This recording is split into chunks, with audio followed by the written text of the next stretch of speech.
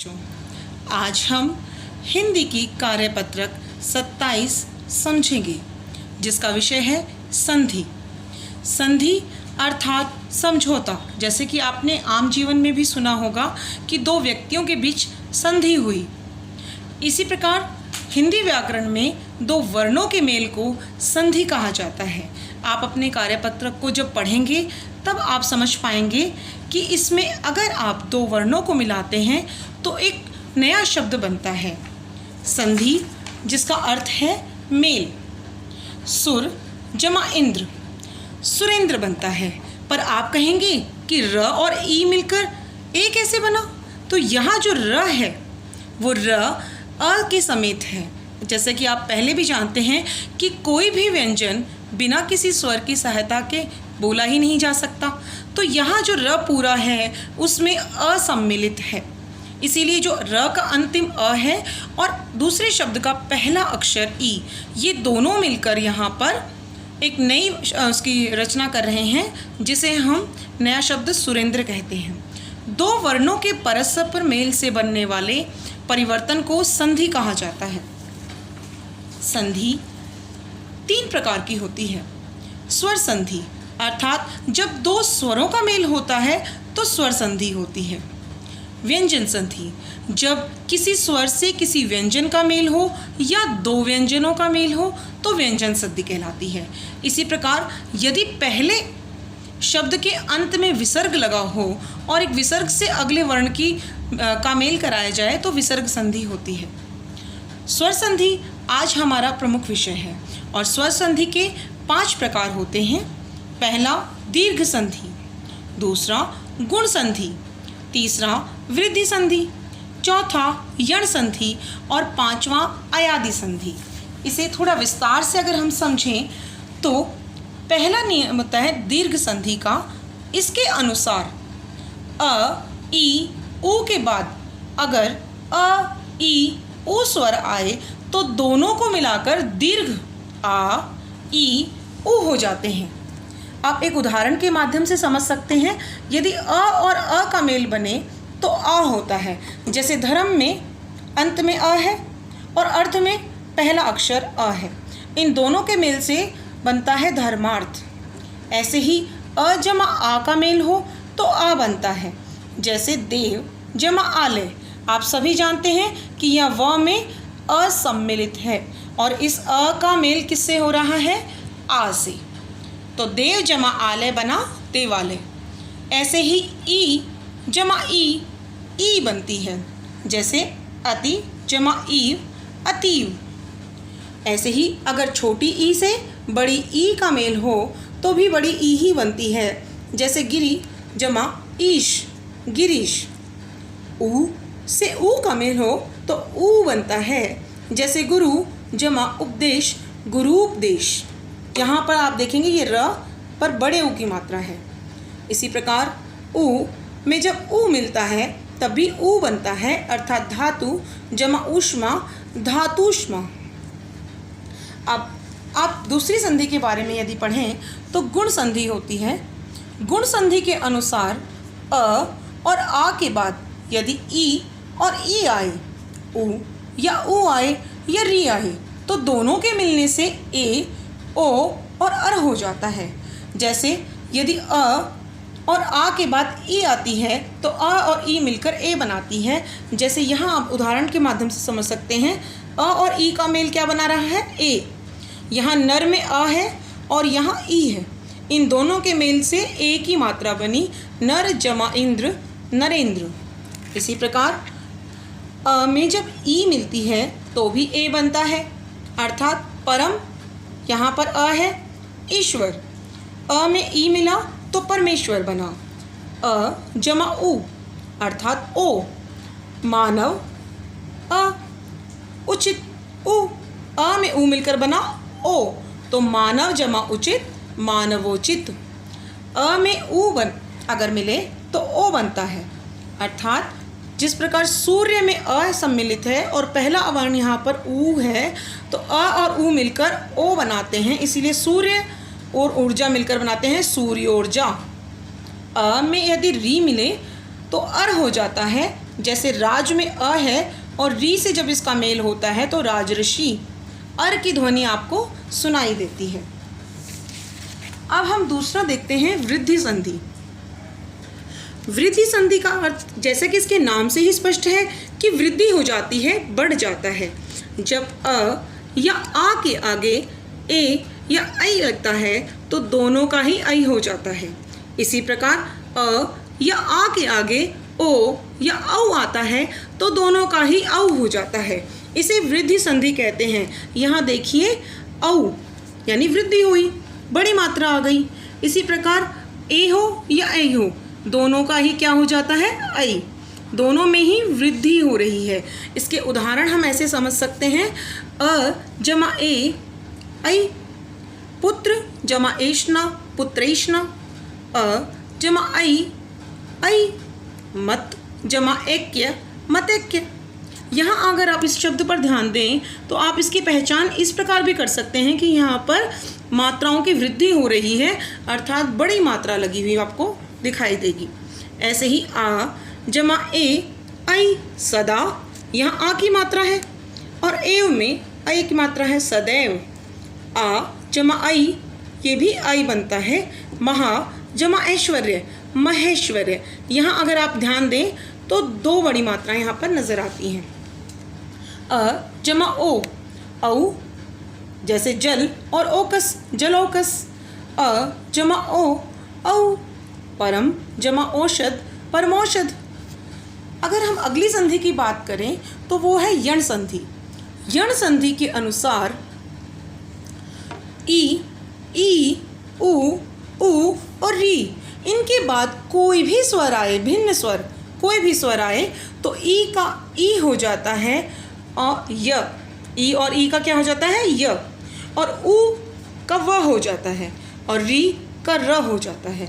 जिस प्रकार से देखिए ई जमा अ है तो क्या बना, हमने पहले पढ़ा था ई में अगर अ मिला तो य हुआ।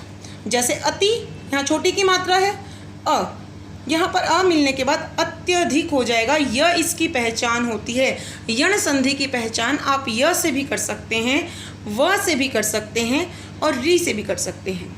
ई जमा उ, यू, ऊपरी उक्त, इसीलिए उपयुक्त। ये शब्द आपको अपने प्रश्न पत्र में बहुत बार नज़र आया होगा, पर आप इसे ध्यान से पढ़िए कि यहाँ पर अगर हम इसका विच्छेद करते हैं तो ऊपरी और उक्त आएगा, ऊपर दिया हुआ। ई जमा उ, ये यू बन जाएगा। नी जमा उ, न्यून। ई जमा आ, या बन जाएगा देवी आगमन दिव्यागमन। री जमा ई बन जाएगा री, हमने पहले ऊपर पढ़ा था ना, री का र हो जाता है। मात्र जमा इच्छा मातृच्छा। अब इन्हें अगर हम देखें तो पांचवी हमारी संधि है अयादि संधि। इसके भी नाम में ही एक पहचान है, अय, आई और अवि। इस तरह के आपको शब्द मिलेंगे, आप ध्यान से समझिए इसको। अयादि संधि के अनुसार ए, ऐ, ओ, औ, इन स्वरों का मेल दूसरे स्वरों से होता है तो ए का अय बन जाता है, ओ का औ बन जाता है, औ का आओ बन जाता है। जैसे ए जमा अ होता है, ने ए की मात्रा है, और अ ने जमा अन नयन। ए जमा ई आई, नई जमा इका नायिका। ओ जमा ई अवि, पो जमा ई, पो और ई मिलकर बने पवित्र। अवि का यहाँ पर सुनाई देगा आपको। अब थोड़ा सा इसे विस्तार से हम समझते हैं तो जैसे मैंने आपको दीर्घ संधि पढ़ाया था बच्चों, उसके कुछ उदाहरण भी मैं आपको यहाँ पर एक वर्कशीट के थ्रू दे रही हूँ। आप एक बार इसे समझिए। दीर्घ संधि फिर से याद करते हैं, क्या हुआ था, अ ई उ, और इनके बाद यदि अ ई उ आए तो दोनों के मेल से बड़ा आ, बड़ी ई, बड़ा ऊ हो जाता है। इसे कहते हैं दीर्घ संधि। जैसे परम जमा अर्थ परमार्थ। इसे आप आगे उदाहरणों से भी समझ सकते हैं। वेद जमा अंत वेदांत। हिम जमा आलय हिमालय। विद्या जमा अर्थी विद्यार्थी। दया जमा आनंद दयानंद। यहाँ आप देखिए आ की मात्रा और आ की मिलकर भी आ ही बना रही हैं और अ मिलकर भी आ बना रहे हैं। इसी प्रकार ई और ई मिलकर भी बड़ी ई बना रहे हैं और बड़ी ई और बड़ी ई मिलकर भी बड़ी ई ही बनाएंगे। इसके कुछ और उदाहरण हैं, ये आप ध्यान से समझ सकते हैं। नारी जमा इंदु नारिंदु, नदी जमा ईश नदीश, सु जमा उक्ति सूक्ति, लघु जमा ऊर्मी लघुर्मी। इसके बाद विस्तार से पढ़ते हैं गुण संधि के बारे में। गुण संधि में आ के बाद ई या ई आनी, ये दोनों बनते हैं ए में। ये किस में बदलते हैं? ए में। ऊ या ऊ हो तो ओ में बदल जाता है और री अर में बदल जाता है, यानी आ ई किस में बदले? ए और ओ में, और री अर में बदला। इसे कहते हैं गुण संधि। गुण संधि में आप देखेंगे तो अ और ई मिलकर ए बना रहे हैं। भारत जमा इंदु भारतेंदु, महा जमा उत्सव महोत्सव, नव जमा ऊढ़ा नवोढ़ा, महा जमा अर्षि महर्षि। एक बार फिर से हम दोहराते हैं वृद्धि संधि को। अ या आ के बाद ए और आई तो बन गया आई। ओ या औ के बाद आए ओ, इसे वृद्धि संधि कहते हैं। यानी कि एक मात्रा के बाद यदि दूसरी मात्रा आ रही है तो उस मात्रा की वृद्धि हो जाती है। एक और एक, अ में अ मिलकर बना एक एक, क के ऊपर हमने दो मात्राओं को एक साथ लगा दिया। लोक ऐशना, अ में ए मिलकर ऐ बन जाता है। राज ऐश्वर्य, अ में अ मिलकर ऐ बन जाता है। सदा जमा एव, आ में अ मिलकर ऐ बन जाता है। ये सारे उदाहरण आप ध्यान से देखिए। अब दोहराते हैं हम यण संधि को। जब ई ऊ और री इनके बाद कोई और स्वर आ जाए तो ई का य, ऊ का व और री का र हो जाता है। इसे कहते हैं यण संधि। इसे हम य व र से भी याद रख सकते हैं कि ई का बना य, ऊ का बना व और री का हो गया र। जैसे यहाँ देखिए अति जमा अधिक, ई के बाद आया अ, देखो ई के बाद आया अ तो बना अत्यधिक, य की पहचान होती है। इसी प्रकार से अगर हम देखें तो ऊ के बाद यहाँ देखिए अनु जमा अन्वय, सु जमा आगत। ये बहुत ही कॉमन शब्द है जो बार बार आप सुनते हैं। स्वागत, सु जमा आगत, ऊ के बाद आया आ तो बन गया व। अब हम बात करते हैं अयादि संधि की। फिर से दोहराते हैं, ए और आई, ओ और औ, इन स्वरों का मेल अगर किसी और स्वर से हो जाए तो ए का बना अय, आई का बना आय, ओ का बना अव और औ का बना आव। जैसे देखिए ए और उसके बाद मिला कोई और स्वर। यहाँ देखिए ए के बाद अ आया है, ने जमा अन, नयन बन गया क्योंकि ए का मेल हो रहा है अ से, तो ये बना आय। गे का मेल हो रहा है अक से, गायक। नई इका नायिका, पो अन पवन, पो इत्र पवित्र, पौ अक पावक, नौ अक नाविक, भौ उक भावुक। इन शब्दों को आप पढ़कर समझ सकते हैं कि किस प्रकार से दो वर्णों के मेलों में विभिन्न नियमों का पालन करके नए शब्द हम बना सकते हैं। इसके बाद बात आती है आज के कार्यपत्रक के प्रश्नों की। तो पहला प्रश्न है, आपको विच्छेद करना है, दिया हुआ है, उसकी संधि बतानी है, संधि करने के बाद उसका नाम बताना है। पहला शब्द है महाशय। महाशय में संधि करने के बाद शब्द बनता है महाशय, जिसको दीर्घ संधि, देखिए आपने यहाँ पर आ की मात्रा है और यहाँ भी आ की मात्रा और यहाँ पर भी आ की मात्रा हो गई है। गंगा जमा ऊर्मी, आ और ऊ मिलकर ओ बन रहा है, गुण संधि। देव जमा ऋषि, देव अ और री मिलकर अर बन रहे हैं देवर्षि, ये गुण संधि है। पृथ्वी जमा ईश, यहाँ बड़ी ई की मात्रा है और ये भी बड़ी ई की मात्रा है, दोनों बड़ी की मात्रा मिलकर बड़ी ई बन रही है, तो दीर्घ संधि यानी एक बड़ी मात्रा लग रही है। गिरी जमा इंद्र, गिरीन्द्र, ये भी दीर्घ संधि है क्योंकि आप देखें यहाँ ई और ई मिलकर ई हो रहे हैं। दूसरा हमारा प्रश्न है यद्यपि का संधि विच्छेद कीजिए। यद्यपि, आप इसको ध्यान से देखते हैं, यदि ई की मात्रा अ से मिल रही है, इसलिए यहाँ पर य आ रहा है, य की आवाज़ आ रही है। यण संधि, हमने बताया था ना यण संधि की पहचान क्या है, य व और र। तो यहाँ पर भी य की आवाज़ आ रही है, तो पहचान सकते हैं कि यदि और अपि, ई और अ मिलकर य बना रहे हैं। दूसरा हमारा शब्द है अन्वेषण। अन्वेषण में हमने कहा था वह कब बनाता है, जब ए का ऊ से मेल होता है। ऊ और ए ये बनाते हैं वे अन्वेषण, ये यण संधि है। वनौषधि, वन जमा औषधि, वन अ और औ ये मिलकर वृद्धि यानी बड़ी मात्रा लगाते हैं, वनौषधि।